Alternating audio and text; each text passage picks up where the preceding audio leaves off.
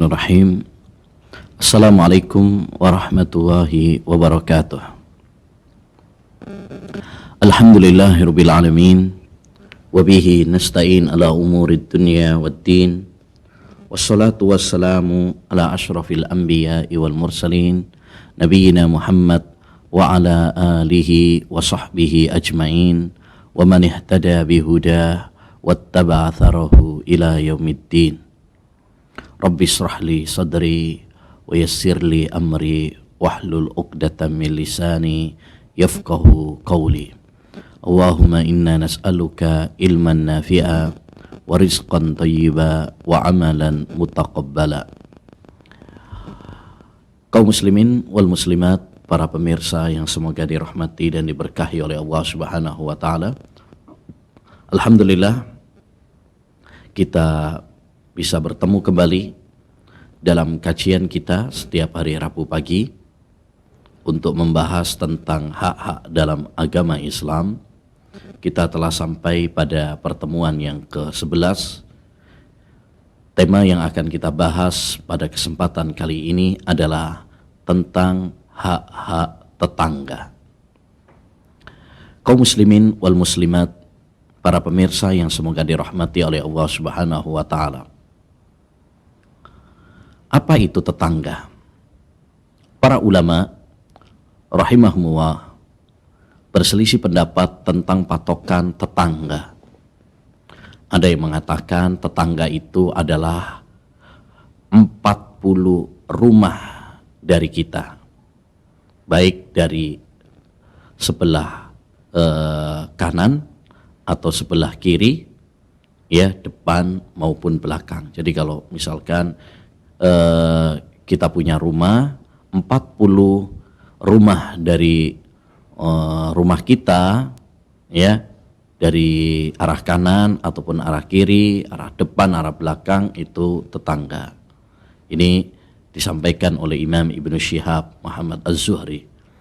Ada juga yang berpendapat yang namanya tetangga itu kalau, ya, masjid tempat kita sholat sama. Ya, ada yang mengatakan tetangga itu adalah kalau, ya, mendengar panggilan. Kalau kita manggil teriak, dia itu mendengarkan, ya, panggilan kita, itu namanya tetangga dan sebagainya. Jadi para ulama berbeda pendapat dalam masalah ini. Dan pendapat yang kuat dalam masalah ini bahwa patokan tetangga dikembalikan kepada urf, dikembalikan kepada urf. Karena kaidah dalam kaidah fikih dan usul fikih bahwa segala sesuatu yang tidak dibatasi oleh syariat, ya, maka dikembalikan kepada urf, adat masyarakat. Ya, Syekh Abdurrahman As-Sa'di dalam kaidah fikihnya pernah mengatakan, wal urfu ma'mulun bihi idza warad hukmun minasy syarifi lam yuhad. Dan urf itu digunakan dalam hukum-hukum syar'i yang tidak ditetapkan oleh syariat ketentuannya, ya, seperti safar, ya, tidak ditetapkan, ya, berapa jaraknya dan batas lamanya. Demikian juga nafkah kepada istri misalkan tidak ditentukan berapa nominalnya. Hal-hal seperti ini maka dikembalikan kepada urf, ya, dikembalikan kepada urf. Demikian juga tentang patokan tetangga, ya, tidak ada dalam syariat Islam patokannya harus sekian rumah, harus satu masjid, ya, ini tidak ada ketentuannya, maka dikembalikan kepada urf. Dan tetangga mencakup tetangga muslim ataupun tetangga non muslim. Demikian juga mencakup tetangga yang baik maupun tetangga yang tidak baik. Mencakup tetangga yang merupakan kerabat kita ataupun yang bukan kerabat kita. Ya, yang penting dia adalah dekat dengan rumah kita, ya, maka dia disebut sebagai tetangga. Hanya tetangga itu bertingkat-tingkat. Ya, oleh karenanya para ulama mengatakan, ya, ada tetangga yang memiliki 3 hak, yaitu pertama kalau dia tetangga, yang kedua kalau dia muslim, yang ketiga kalau dia kerabat kita. Karena seringkali yang menjadi kerabat itu adalah kerabat kita sendiri. Ya, banyak orang tua kita ya bikin rumah itu adalah berdempetan dengan saudaranya. Ya, ada kalanya yang menjadi tetangga kita dia adalah non muslim tapi kerabat kita. Ada kalanya dia adalah tetangga, ya, dia muslim tapi bukan kerabat kita. Jadi masing-masing memiliki tingkatan-tingkatan. Ya, apabila dia tetangga, kemudian dia adalah kerabat, kemudian dia adalah muslim, maka terkumpul 3 hak, ya, hak tetangga, hak sebagai saudara sesama muslim, dan hak sebagai kerabat. Ya, kaum muslimin wal muslimat yang semoga senantiasa dirahmati dan diberkahi oleh Allah Subhanahu wa taala. Tetangga di dalam agama Islam memiliki kedudukan yang sangat tinggi. Ya. Hal ini ditunjukkan dengan beberapa bukti. Pertama, Islam menjadikan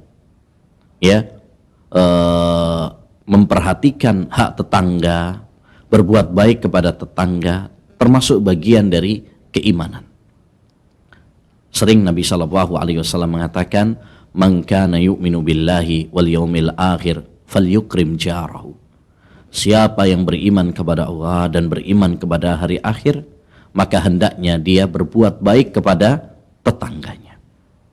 Nabi SAW juga bersabda, "Man kana yu'minu billahi wal yaumil akhir falyuksin ila jarih." Siapa yang beriman kepada Allah dan hari akhir, maka hendaknya dia berbuat baik kepada tetangganya. Man kana yu'minu billahi wal yaumil akhir fala yu'dhi jarahu. Siapa yang beriman kepada Allah dan hari akhir, janganlah dia menyakiti tetangganya. Dan banyak sekali dalil-dalil seperti ini yang mengkaitkan antara iman kepada Allah Subhanahu wa taala, iman kepada hari akhir dengan berbuat baik kepada tetangga, tidak menyakiti kepada tetangga. Ini menunjukkan bahwa berakhlak mulia kepada tetangga, berbuat baik kepada tetangga, tidak menyakiti tetangga termasuk bagian dari keimanan yang harus kita jaga, yang harus kita rawat. Yang kedua, hal yang menunjukkan pentingnya berbuat baik kepada tetangga ini, Islam sangat menekankan kepada kita untuk berbuat baik kepada tetangga. Islam memberikan wasiat kepada kita untuk berbuat baik kepada tetangga. Sampai-sampai Nabi SAW pernah mengatakan, "Mazala Jibrilu yusini bil jar hatta dhanantuhu annahu sayuwarrithuhu." Jibril senantiasa memberikan wasiat kepadaku agar aku berbuat baik kepada tetangga, sampai aku mengira bahwa tetangga ini akan menjadi ahli waris. Saking seringnya Nabi SAW berwasiat kepada Nabi Muhammad SAW. Bahkan disebutkan di dalam sebuah hadis riwayat At-Tabarani dan disahihkan oleh Syekhul Albani rahimahullah, bahwa ketika Hajjatul Wada, haji perpisahan Nabi SAW, di atas untanya, Nabi SAW berpesan, "Usikum bil jar." Aku wasiatkan kepada kalian berbuat baik kepada tetangga. Wasiat-wasiat seperti ini menunjukkan betapa perhatiannya agama Islam kepada tetangga. Baik, yang ketiga, Islam menjadikan tetangga termasuk satu kebahagiaan. Ketika kita memiliki tetangga yang baik, maka ini adalah tanda kebahagiaan seseorang. Sebaliknya, kalau kita memiliki tetangga yang buruk, itu adalah tanda kesengsaraan. Nabi Shallallahu Alaihi Wasallam bersabda, "Arba'un minas sa'ada." Ya, 4 hal termasuk kebaikan dan kebahagiaan. Al-mar'atu salihah, istri yang salihah. Wal maskanul wasi', tempat tinggal yang luas. Wal jarus salih, tetangga yang baik. Wal markabul hani, dan kendaraan yang menyenangkan. Sebaliknya, wa arba'un minas syaqawah, 4 hal yang termasuk kesengsaraan. Al jarusu, tetangga yang buruk. Wal mar'atusu, istri yang buruk. Wal markabusu, transportasi kendaraan yang buruk. Wal maskanud dayyiq, dan tempat tinggal yang sempit. Tempat tinggal yang sempit. Makanya hendaknya bagi kita memperhatikan hak-hak tetangga kita, karena ia adalah kebahagiaan. Orang kalau punya tetangga yang baik itu bahagia, senang, aman, tenang. Berbeda kalau memiliki tetangga yang buruk, maka ini adalah kesempitan dada kita, kita juga nggak aman ketika meninggalkan keluarga, khawatir, takut dengan gangguan dari tetangga kita, hidup kita nggak tenang, maka memiliki tetangga yang baik, ini adalah salah satu nikmat dari nikmat Allah Subhanahu wa taala. Dan sebaliknya, kalau kita memiliki tetangga yang buruk, maka ini adalah suatu petaka. Makanya Nabi Shallallahu Alaihi Wasallam pernah berlindung dari tetangga yang buruk. Allahumma inni a'udzubika min jaris su'. Ya Allah, aku berlindung kepadamu dari tetangga yang buruk. Baik, kaum muslimin wal muslimat yang semoga dirahmati dan diberkahi oleh Allah Subhanahu wa taala. Tetangga memiliki beberapa hak yang perlu kita perhatikan. Ada beberapa hak tetangga yang perlu kita perhatikan. Pertama adalah kita berbuat baik kepada tetangga. Berbuat baik kepada tetangga. Ini sangat ditekankan dalam Al-Quran dan sangat ditekankan dalam hadis-hadis Nabi Muhammad sallallahu alaihi wasallam. Allah berfirman dalam surat An-Nisa ayat 36, wa'budullaha wa la tusyriku bihi syai'a wa bil walidaini ihsana wa bidzil qurba wal yatama wal masakini wal jari dzil qurba wal jaril junubi. Beribadalah kepada Allah Subhanahu wa taala saja, dan janganlah kalian menyekutukan Allah Subhanahu wa taala, berbuat syirik kepada Allah Subhanahu wa taala dengan apapun. Dan hendaknya kalian berbuat baik kepada dengan orang tua, dan kepada kerabat, kepada anak-anak yatim, kepada para fakir miskin, dan kepada tetangga yang dekat, tetangga kerabat, dan tetangga yang jauh. Jadi ini perintah Allah Subhanahu wa taala. Baik tetangga tersebut adalah kerabat kita, saudara kita sendiri, paman kita dan sebagainya, atau tetangga yang merupakan orang jauh, tidak ada hubungan kerabat dengan kita. Hendaknya bagi kita untuk berbuat baik kepada mereka, karena ini perintah Allah Subhanahu wa taala di dalam Al-Qur'an. Demikian juga disebutkan oleh Nabi Shallallahu Alaihi Wasallam di dalam sebuah hadis, khairul ashabi indallah khairuhum li sahibihi wa khairul jirani indallah khairuhum li jarihi. Kata Nabi Sallallahu Alaihi Wasallam, sebaik-baik sahabat adalah yang paling baik dengan sahabatnya. Sebaik-baik sahabat di sisi Allah adalah orang yang paling baik sama sahabatnya.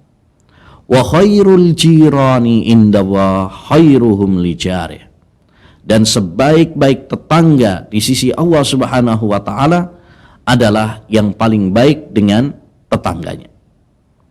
Semakin baik dengan tetangga berarti kita semakin baik di sisi Allah Subhanahu wa ta'ala.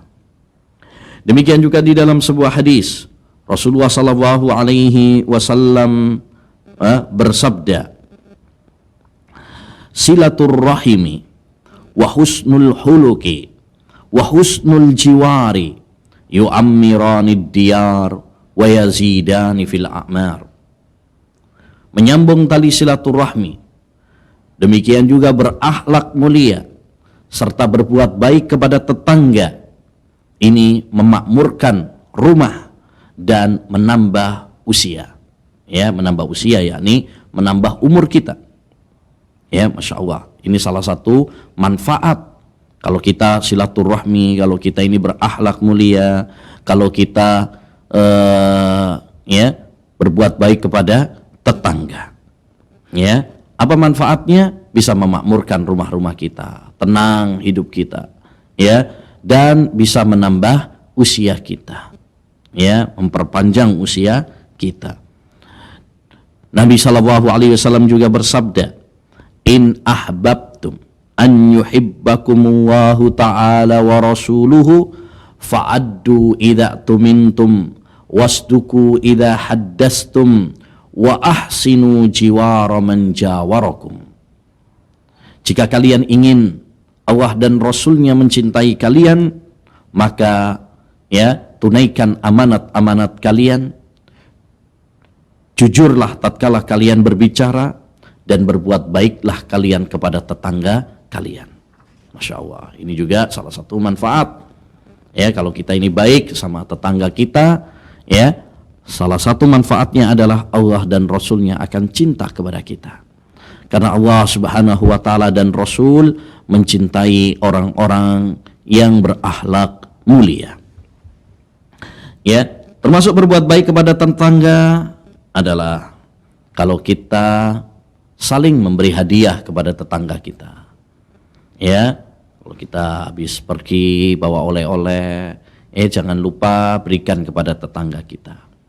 Kalau kita masak, ya, hajatan, masak yang banyak, berikan kepada tetangga kita. Jangan lupa.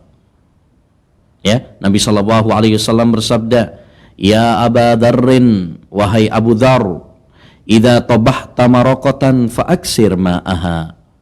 Wahai Abu Dzar, kalau kamu ya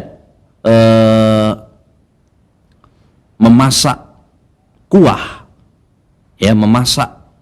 kuah, maka perbanyaklah airnya. Wa ta'ahad jiranaka, dan berikanlah kepada tetangga-tetanggamu. Jangan sampai tetangga cuma dapat asapnya doang. Jangan sampai tetangga cuma dapat baunya saja, nggak pernah dikasih. Ya, kita kenyang tapi tetangga kita kelaparan. Jangan. Ya, pedulikah dengan tetangga kita. Baik. Ya. Di antara berbuat baik juga kepada tetangga, kalau tetangga kita misalkan ya sakit, maka kita jenguk. Ya, kalau dia butuh bantuan, kita bantu. Kalau dia butuh hutangan, kita hutangi.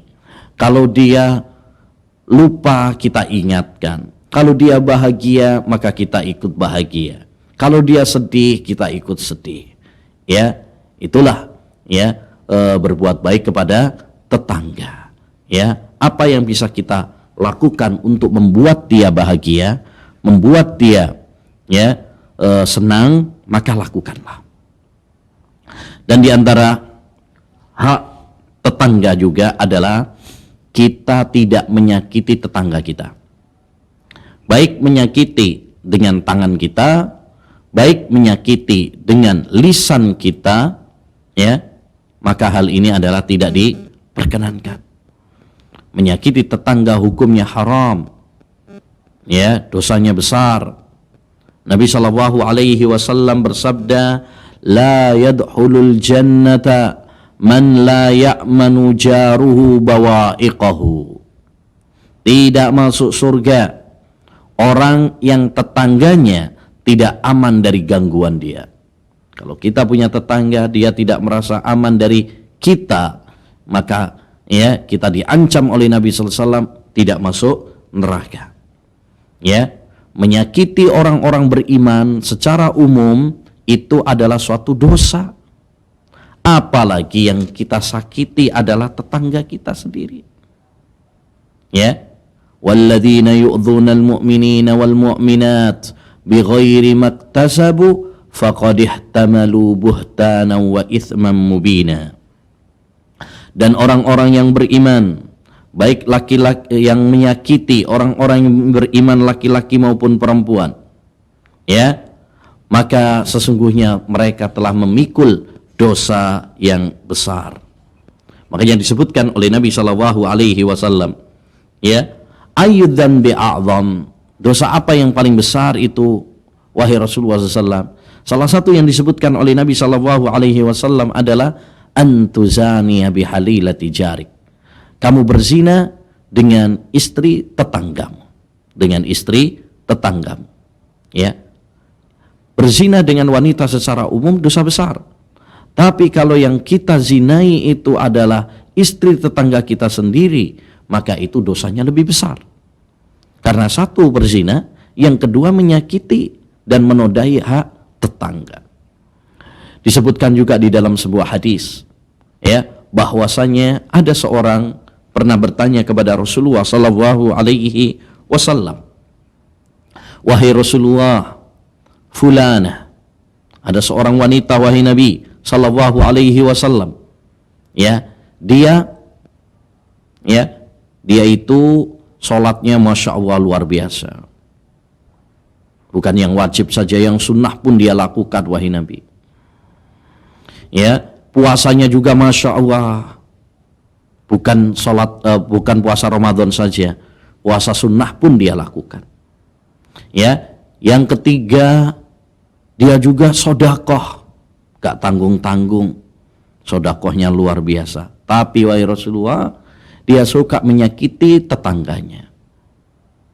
Dia suka, ya, menyakiti tetangganya dengan kata-katanya. Kalau ngomong pedes, kalau ngomong nyelekit, wahai Rasulullah. Maka Nabi SAW mengatakan, ya, la khaira fiha hiya finnar. Tidak ada baiknya wanita tersebut, dia di neraka. Tidak ada baiknya wanita tersebut, dia di neraka.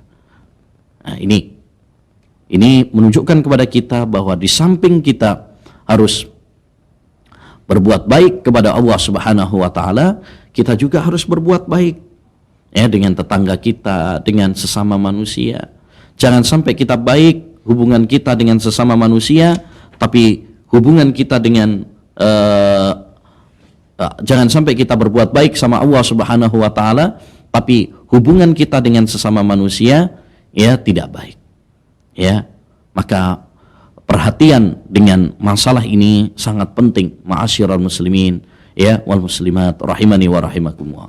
Banyak kesalahan-kesalahan yang dilakukan oleh kita menjadikan hubungan-hubungan dengan sesama tetangga menjadi berantakan. Ya, misalkan di antara kesalahan yang sering terjadi yang itu menyakiti tetangga kita, ya, sehingga menjadi permusuhan, ya, misalkan, ya, di antaranya kadang mungkin masalah parkiran yang menghalangi jalan tetangga kita, atau mungkin kita naruh material di depan rumah tetangga kita tanpa izinnya, atau kita memiliki binatang hewan yang sering ngotori, ya, rumah tetangga kita, ya, atau, ya, kita mengganggu istrinya, mengganggu anaknya, mengintipnya dan sebagainya. Kadang masalah-masalah seperti ini menjadi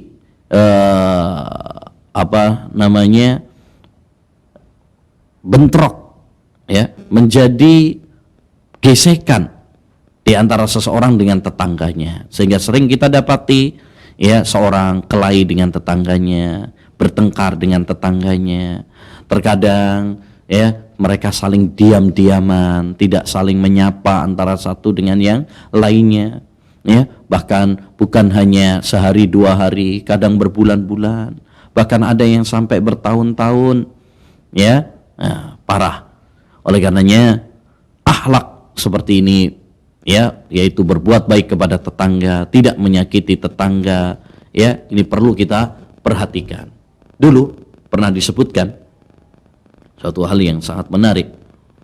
Ada seorang ulama, dia sangat baik, jarun kajari Abi Duat, jadilah kamu tetangga seperti Abu Duat. Dia itu baik banget sama tetangga-tetangganya, ya, suka berbuat baik kepada tetangganya, sampai, ya, ketika ada, ya, tetangganya yang memiliki hutang dia bayarin, ayamnya hilang dia ganti, ya, luar biasa. Pernah ada seorang mau jual rumahnya karena ekonomi, himpitan ekonomi, ya, maka dia yang memberinya uang sehingga nggak jadi untuk, ya, dijual rumahnya. Suatu saat ketika dia sakit, orang-orang segan untuk menjenguknya, nggak ada yang menjenguknya. Kenapa? Karena orang-orang sungkan, semuanya punya hutang sama dia. Kita kalau punya hutang kan kadang-kadang nggak enak gitu ya, nggak enak. Ada semacam beban pada diri kita, nggak enak. Kalau ketemu sama orang yang ngutangin kita itu nggak enak. Ini ketika seorang ulama ini dia sakit, nggak ada yang jenguknya. Kenapa? Karena orang-orang pada sungkan, malu. Beban mereka ketika mau menjenguk kepada Qais ini yang menghutangi dia. Maka dia membuat suatu pengumuman, man kana li Qaisin dainun, ya, fahuwa fi hillin. Siapa yang memiliki hutang kepada Qais, ya, maka dia telah menghalalkannya, lunas, nggak perlu dibayar. Akhirnya ketika sore hari semua orang berbondong-bondong menjenguknya sampai pintu rumahnya jebol, ya, sampai pintu rumahnya jebol. Masya Allah. Ini menunjukkan kepada kita bahwasanya banyak para ulama-ulama kita, Masya Allah, luar biasa, ya, mereka berbuat baik kepada tetangga, tidak menyakiti kepada tetangga, sebagaimana yang dilakukan oleh Nabi dan para sahabatnya, ya, tak peduli tetangganya tersebut muslim ataupun non muslim, selama dia tetangga, ya, maka hendaknya bagi kita untuk berbuat baik kepadanya. Baik, yang terakhir di antara hak tetangga kita adalah hendaknya bagi kita untuk sabar, ya, sabar menghadapi tetangga, ya. Yang namanya tetangga itu macam-macam, ada yang baik, ada yang tidak baik, ya, ada mungkin gesekan-gesekan dengan tetangga, ada kesalahpahaman dengan tetangga. Maka hendaknya bagi kita untuk bersabar, ya, bersabar. Hendaknya bagi kita untuk menyelesaikan permasalahan-permasalahan yang terjadi, sehingga tidak sedikit-sedikit kemudian, ya, pindah, tidak sedikit-sedikit kemudian, ya, bertengkar menjadi besar, ya. Hendaknya bagi kita untuk sabar ketika menghadapi tetangga, ya, karena tetangga itu macam-macam. Nabi SAW pernah didatangi oleh seseorang yang mengadu kepada Nabi SAW tentang tetangganya. Maka Nabi SAW mengatakan, idhab fasbir, pergi dan sabarlah, sabar menghadapi tetangga yang seperti itu. Kadang mungkin ada sebagian tetangga, ya, cerewet, ada sebagian tetangga, ya, menyakiti kita, maka hendaknya bagi kita untuk sabar, karena hidup ini harus sabar. Sabar dalam ketaatan kepada Allah, sabar dalam meninggalkan larangan-larangan Allah, dan sabar dalam menghadapi ujian dari Allah Subhanahu wa Ta'ala. Saya kira itu, ma'asyiral muslimin wal muslimat rahimani wa rahimakumullah, yang bisa kita bahas pada kesempatan kali ini. Mudah-mudahan apa yang telah kita pelajari tentang hak-hak tetangga di dalam agama Islam memberikan manfaat kepada kita dan bisa kita amalkan dalam kehidupan kita sehari-hari. Semoga menjadi ilmu yang bermanfaat. Wassallallahu wasallam ala nabiyina Muhammad wa ala alihi wa sahbihi ajma'in.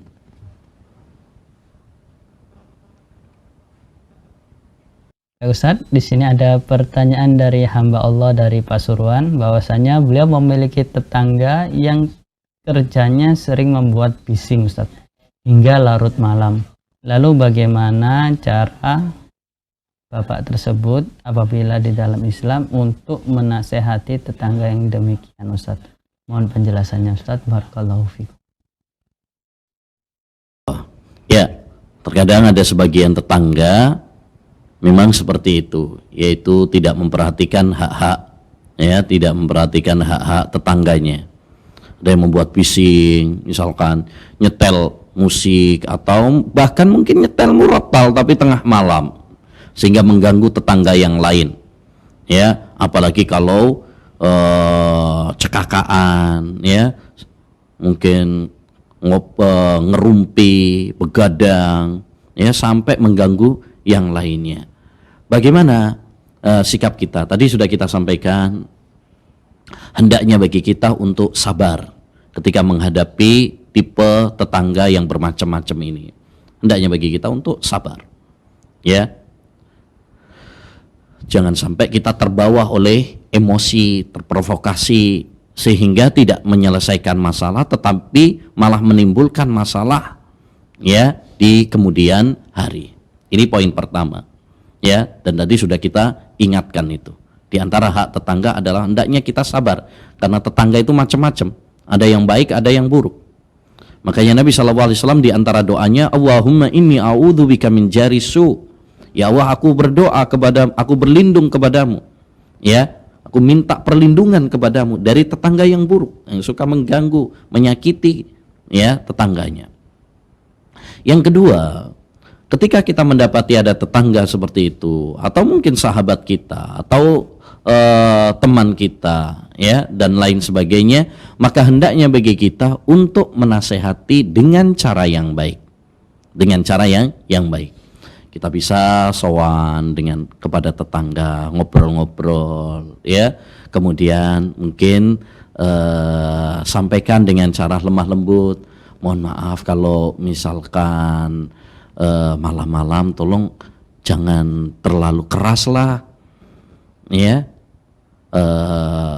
saya terganggu, anak-anak saya nggak bisa tidur misalkan, ya, tapi dengan bahasa yang baik, dengan bahasa yang baik. Insya Allah kalau kita sampaikan dengan cara yang baik, ya, dengan bahasa yang baik, ya, dengan sikap yang baik, maka insya Allah Ta'ala tetangga kita bisa menerimanya dengan baik, ya. Yang penting pertama kita sabar, yang kedua jangan sampai terprovokasi sehingga malah ribut, tengkar, sehingga tidak menyelesaikan masalah. Kita harus bisa menahan diri, kita harus bisa menyampaikan, merubah dengan lebih baik, ya. Kalau memang misalkan kalau kita yang bilangin mungkin gak mempan, barangkali lewat, ya, orang-orang yang bisa kita andalkan untuk menasehati, ya, mungkin lewat, ya, Pak Lurah misalkan, Pak RT, ya, atau kiai setempat, ya, seperti itu. Wallahu a'lam bishawab. Apabila kita memiliki tetangga yang lebih kaya dari kita, terkadang mereka membeli sebuah transportasi ataupun seperti motor yang bagus. Lalu terkadang kita juga menjumpai tetangga-tetangga kita yang iri ataupun hasad terkait transportasi yang baru dibeli. Lalu beliau menganjurkannya untuk mengucapkan alhamdulillah atas karunia yang diperoleh dari tetangga tersebut. Lalu apakah ucapan alhamdulillah ini dapat bermanfaat bagi orang yang mengucapkannya setelah melihat tetangganya berbahagia, Ustadz? Mohon penjelasannya, barakallahu fikum. Iya. Apabila tetangga kita mendapatkan nikmat, maka hendaknya bagi kita untuk ikut bergembira, ikut berbahagia. Ya, karena itu tanda cinta seorang muslim kepada saudaranya. Nabi SAW bersabda, la yu'minu ahadukum hatta yuhibba li ahihi ma yuhibbu li nafsih. Tidak beriman salah seorang di antara kalian sampai dia mencintai apa yang dicintai untuk saudaranya. Ketika saudara kita mendapatkan nikmat, dia punya mobil baru, rumah baru, istri baru, anak baru, kita ikut bersyukur, kita ikut bergembira. Kita doakan, semoga barokah rumahnya, semoga barokah anaknya, semoga barokah mobilnya, bisa bermanfaat, bisa menjadi pahala, bisa lebih mendekatkan dia dengan Allah Subhanahu wa Ta'ala. Kita doakan dengan yang baik. Jangan malah malah iri, hasad kepada tetangga kita. Ini nggak boleh, iri ketika tetangganya memiliki mobil baru, dia iri hati, nggak suka, berharap moga-moga mobilnya rusak, moga-moga kecelakaan, naudzubillah. Ini hasad yang dilarang oleh Nabi Shallallahu Alaihi Wasallam. Wala tahasadu, janganlah kalian saling iri hati. Sebab Allah Subhanahu wa Ta'ala yang membagikan rizki kepada kita. Allah Subhanahu wa Ta'ala yang memberikan nikmat kepada hamba-hambanya. Ketika kita iri kepada sahabat kita, tetangga kita, itu artinya kita tidak ridha dengan pemberian Allah Subhanahu wa Ta'ala kepadanya. Kita harus ridha dengan takdir Allah Subhanahu wa Ta'ala. Yang memberi mobil kepada tetangga kita siapa? Allah Subhanahu wa Ta'ala. Ketika kita tidak suka kepada tetangga kita, berarti pada hakikatnya kita tidak suka dengan pemberian Allah Subhanahu wa Ta'ala. Dan ini sangat berbahaya. Yang kedua juga, gak ada manfaatnya hasad. Kita ketika hasad kepada tetangga kita, iri kepada tetangga kita, yang sempit, yang sakit hati kita. Kulli man dhalla li hasida atadri alaman asa'tal adaba ala Allahi fi hukmihi li'annaka lam tardali bima wahaba. Katakanlah kepada orang-orang yang hasad, tahukah kamu kepada siapa kamu kurang baik? Kamu kurang baik kepada Allah Subhanahu wa Ta'ala, karena engkau tidak ridho dengan pemberian Allah Subhanahu wa Ta'ala. Allah Subhanahu wa Ta'ala menjadikan aku bahagia dan menjadikan engkau sesak dada. Jadi orang yang hasad itu sesak dadanya. Ketika Allah Subhanahu wa Ta'ala memberikan tetangga kita nikmat berupa mobil atau yang lainnya, satu yang harus kita lakukan, kita bersyukur, kita bergembira, alhamdulillah. Hilangkan hasad pada diri kita, hilangkan kedengkian pada diri kita. Katakanlah itu adalah rizki yang Allah Subhanahu wa Ta'ala berikan kepada hamba-hambanya, tidak perlu saya iri. Kemudian apa yang perlu kita irikan dengan dunia? Toh itu hanya dunia, mobil hanyalah dunia. Kalau kita mau bersaing, maka bersainglah dalam masalah akhirat. Hasan al-Basri, seorang ulama Ahlus Sunnah wal Jamaah, tabi'in yang mulia, pernah mengatakan, "Idza nafasaka ahadun bid-dunya fanafishu bil akhirah." Jika ada seorang yang menyaingimu dalam masalah dunia, maka saingi dia dengan akhirat. Persaingan sesungguhnya, perlombaan yang sesungguhnya bukan perlombaan dunia, tetapi perlombaan yang sesungguhnya adalah perlombaan dalam akhirat. Fastabiqul khairat, berlomba-lombalah kalian di dalam kebaikan. Ya, ini ma'asyiral muslimin rahimani wa rahimakumullah, ajang perlombaan kita. Ajang persaingan di antara kita, yaitu bersaing berlomba-lomba dalam mengumpulkan pundi-pundi pahala sebagai bekal untuk menghadap Sang Maha Kuasa, bukan berlomba-lomba mengejar dunia yang tidak ada finishnya.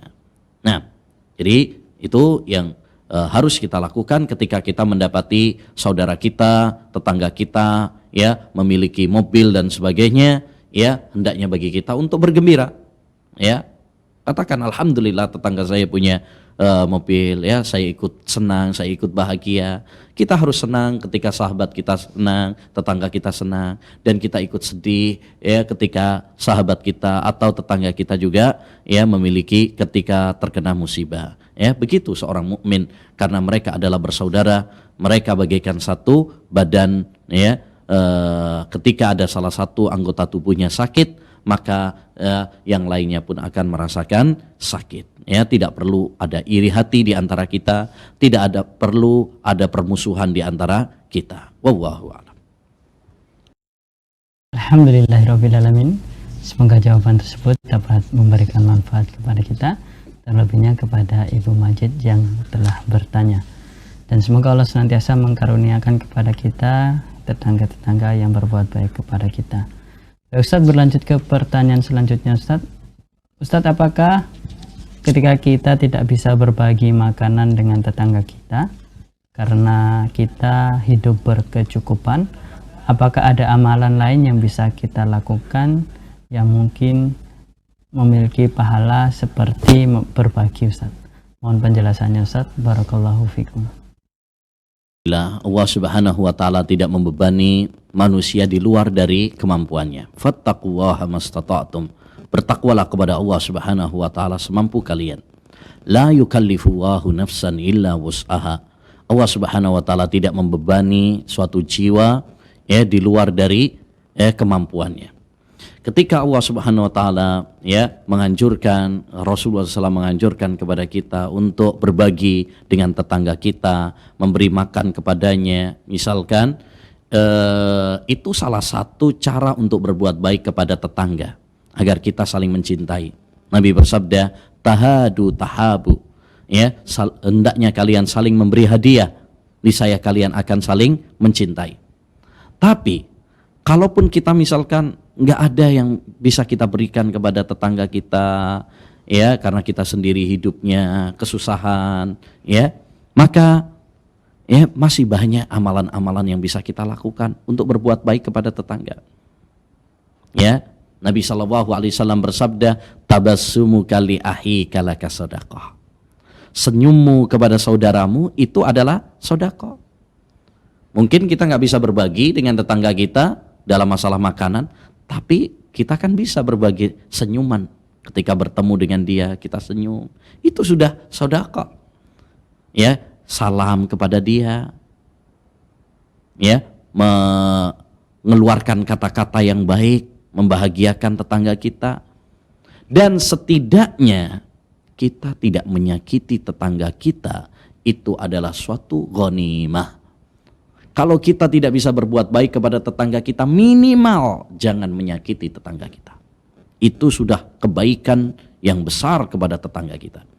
Jadi berbagi makanan dan sebagainya, ini hanyalah salah satu cara untuk berbuat baik kepada tetangga. Kalaupun kita tidak bisa, nggak ada masalah, nggak ada dosa. Karena Allah tidak membebani di luar dari kemampuan kita. Masih banyak amalan-amalan yang lain yang bisa kita lakukan. Berbuat yang lain, kita bisa membantu dengan tenaga kita, senyum, salam, ngomong yang baik kepada, tidak mengganggu dia, menyakiti dia, Nah, apa yang bisa kita lakukan untuk saudara kita, tetangga kita, lakukanlah. Nggak harus dengan berbagi makanan, karena sedekah itu nggak mesti dengan makanan.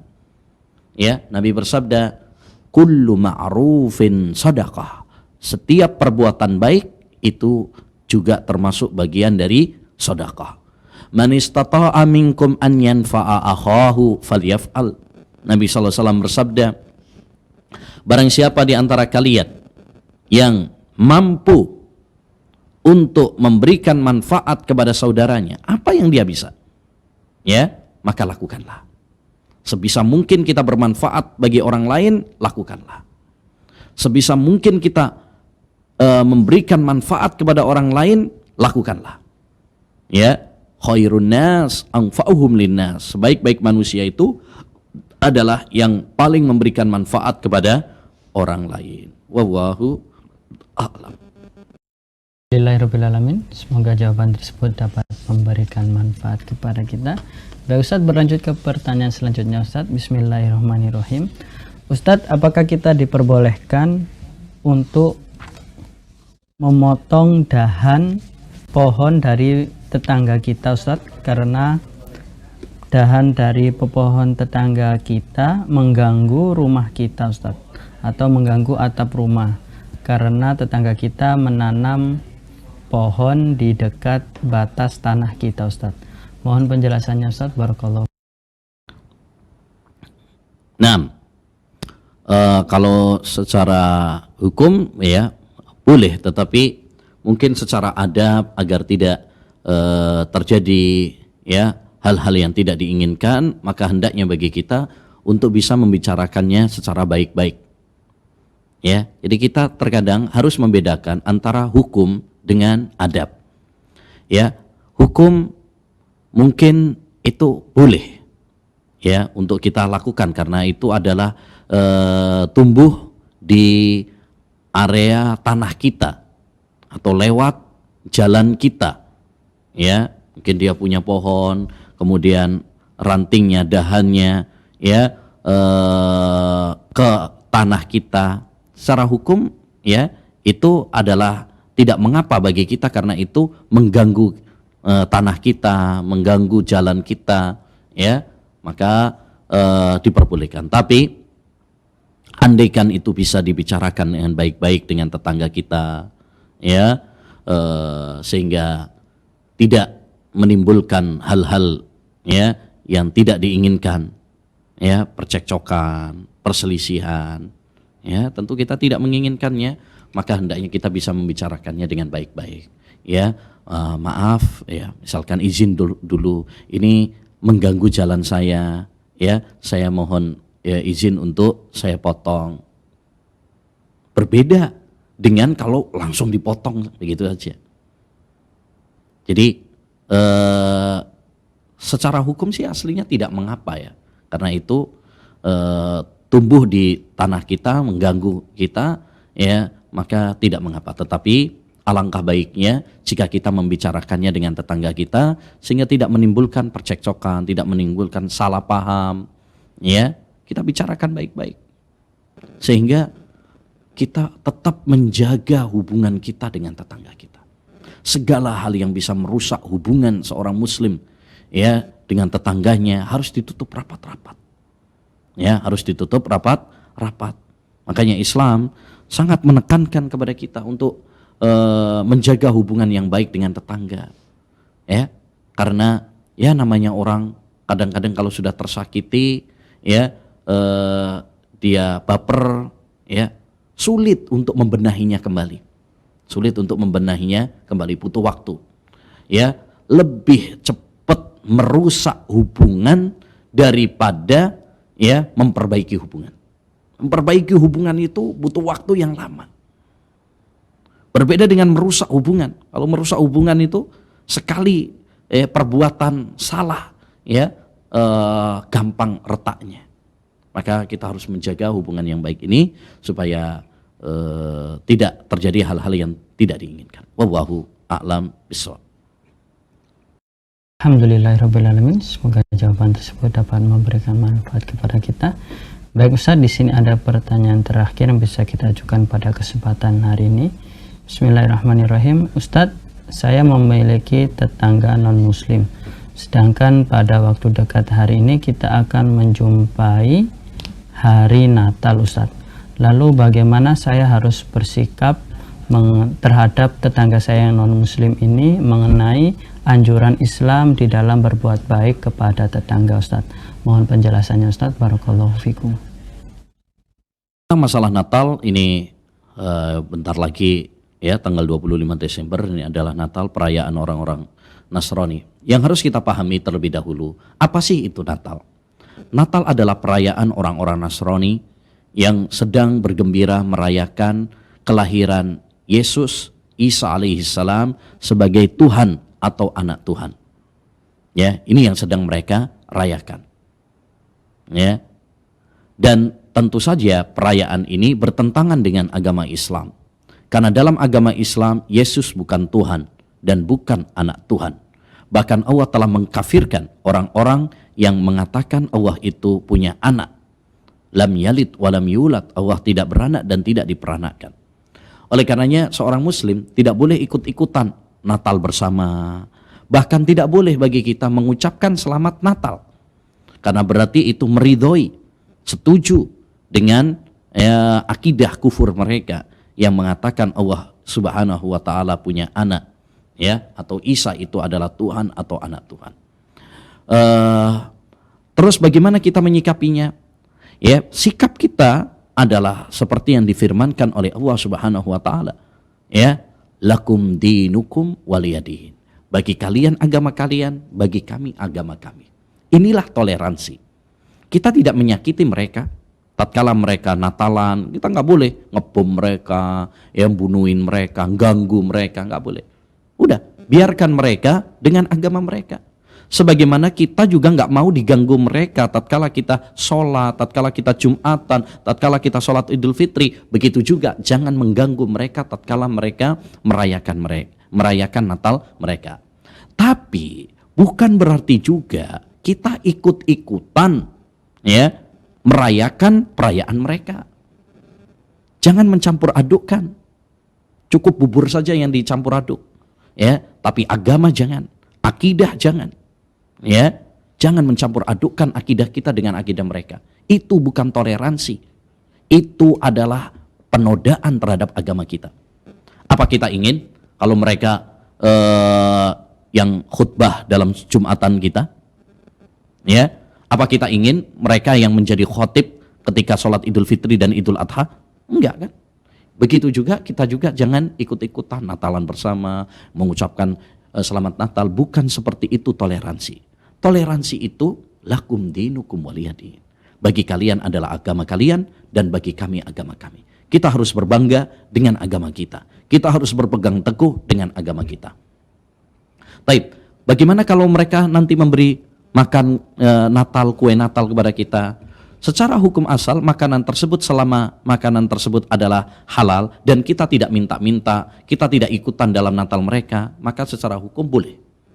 Ya, karena itu karena hukum asal masalah makanan adalah boleh. Ya, dia tidak bisa menjadi haram ya karena adanya perayaan-perayaan tersebut. Ya, misalkan nih ada roti hukum asalnya adalah halal. Ya, hukum asalnya halal. Cuma yang nggak boleh itu adalah perayaannya. Makanya kalau kita ikut-ikutan nggak boleh. Tapi kalau misalkan kita di rumah, ya, kita juga nggak berharap dengan kiriman mereka, tapi mereka mengirimkan. Ya, secara hukum asal maka tidak mengapa. Rasulullah SAW juga kadang diberi hadiah dari oleh orang-orang kafir, ya, Yahudi. Ya, bahkan beliau Rasulullah pernah diajak dijamu, ya, ke rumah orang Yahudi. Tidak mengapa. Ya, tidak mengapa. Yang tidak boleh adalah kita ikut-ikutan mendukung kekufuran mereka. Baik. Demikian ma'asyiral muslimin wal muslimat rahimani wa rahimakumullah yang bisa kita bahas. Subhanakallahumma bihamdika asyhadu an la ilaha illa anta astaghfiruka wa atubu ilaik. Assalamualaikum warahmatullahi wabarakatuh.